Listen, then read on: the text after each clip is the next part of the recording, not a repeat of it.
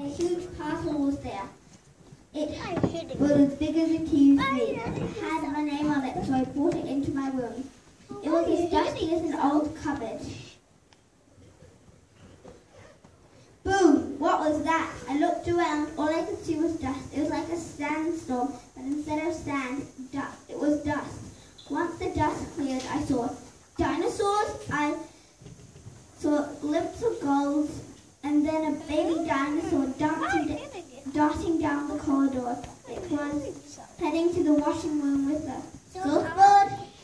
Before I ran after it, I shut the door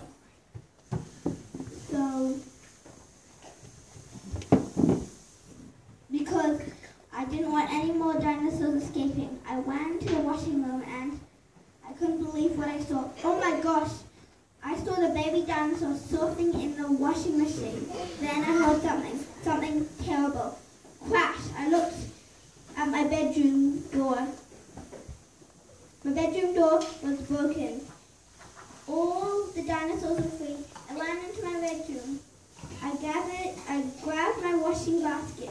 I had a plan, a big plan. I would get them all together and then splat! I would put the washing machine on top of them. A dusty box arrived at the front door.